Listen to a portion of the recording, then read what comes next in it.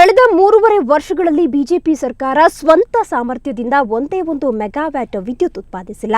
ಆದರೆ ವಿನಾಕಾರಣ ಕೇಂದ್ರದ ಮೇಲೆ ಗೂಬೆ ಕೂರಿಸೋ ರಾಜಕೀಯ ಮಾಡ್ತಿದೆ. ಹೀಗಂತ ರಾಜ್ಯ ಸರ್ಕಾರವನ್ನ ತರಾಟೆಗೆ ತೆಗೆದುಕೊಂಡಿದ್ದು ಕಾಂಗ್ರೆಸ್ ಮುಖಂಡ ಉಗ್ರಪ್ಪ. ಕೆಪಿಸಿಸಿ ಕಚೇರಿಯಲ್ಲಿ ವಾಲ್ಮೀಕಿ ಜಯಂತಿ ಕಾರ್ಯಕ್ರಮದಲ್ಲಿ ಭಾಗವಹಿಸಿದ ಉಗ್ರಪ್ಪ, ಬಿಜೆಪಿ ಸರ್ಕಾರ ಬೆಳಕಿನ ವಿಚಾರದಲ್ಲಿ ರಾಜಕೀಯ ಮಾಡ್ತಿದೆ.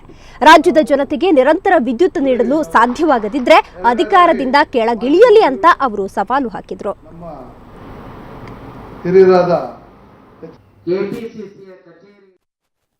ರಾಜ್ಯ ಸರ್ಕಾರದ ಏನು ಆಲಸ್ಯ ಪ್ರವೃತ್ತಿ ಇದೆ, ಆ ಪ್ರವೃತ್ತಿಯಿಂದ ಇವತ್ತು ರಾಜ್ಯ ಕತ್ತಲಲ್ಲಿದೆ.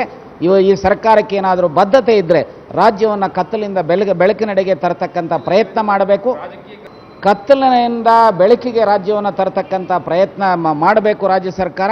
ನಿಮಗೆ ಆ ಯೋಗ್ಯತೆ ಇಲ್ಲ ಅಂತ ಹೇಳಿದರೆ ಅಧಿಕಾರ ಬಿಟ್ಟು ತೊಲಗಿ, ಆ ಕರ್ತವ್ಯವನ್ನು ಮಾಡ್ತಕ್ಕಂಥವ್ರ ಕೈಗೆ ಅಧಿಕಾರವನ್ನು ಕೊಡ್ತಕ್ಕಂಥದ್ದು ಸೂಕ್ತ ಅಂತೇಳಿ ಈ ಸಂದರ್ಭದಲ್ಲಿ ಹೇಳಿಕೆ ಬೇಕು.